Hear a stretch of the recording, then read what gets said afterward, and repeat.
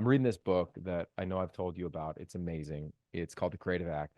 And I was reading it last night and it made me think of you. You're a filmmaker. You've told many stories, whether it's UW's championship run last year, you referenced Keelan DeBoer, whether it's capturing content for this team in Paris, the NFL. I mean, you've gone all over the globe to tell stories. And the line is this, quote, train yourself to see the awe behind the obvious. So the obvious is football in Paris. The obvious is football in Tucson. The obvious. I'm curious for you as a filmmaker and as a storyteller, when you look at whether it's the Paris Musketeers or football in general, the draft in general, I know you're covering the draft for ESPN and others. How do you respond to that quote as somebody who's crafting story all the time?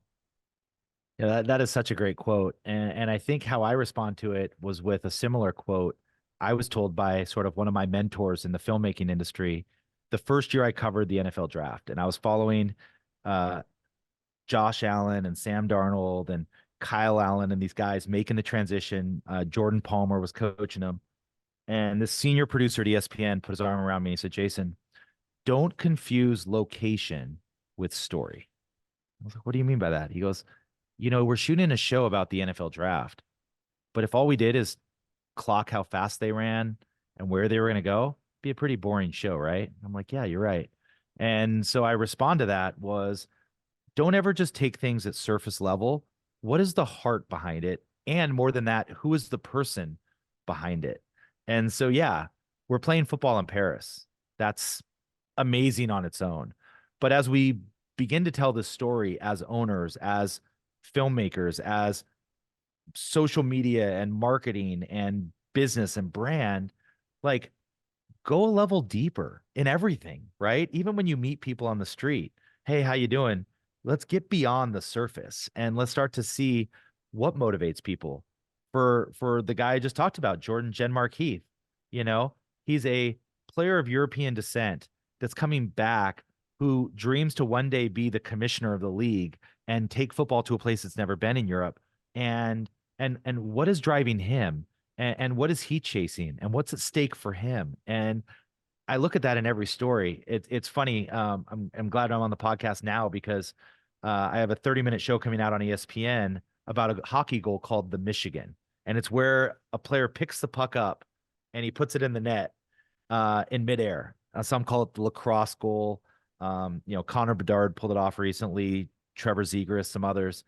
And we're doing the backstory. We're doing exactly that. Beyond the spectacle of, wow, this is a crazy goal. Me and another guy, John Fish, producer at ESPN, said, let's go behind the scenes. Who did the first one? Why is it called the Michigan? Turns out there's a guy named Mike Legg from Vancouver, journeyman hockey player. His teammates all made the NHL. It was him that pulled off this move. And now he's a firefighter.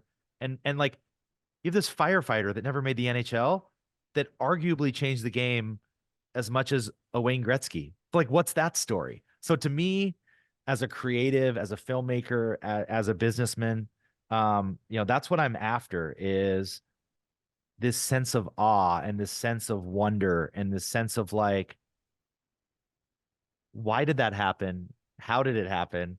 And can we go a level deeper? And how can it apply to my life? Because everyone that I work with, I feel like I get as much from that person as the story that I'm telling. And so I think that quote's great. And I would just encourage anyone out there that's in any creative field to don't get caught up by just looking at the surface. Don't get caught up by confusing the location with the story. Like, okay, great. You're a football coach? No. You're changing lives of men. And how do you do that?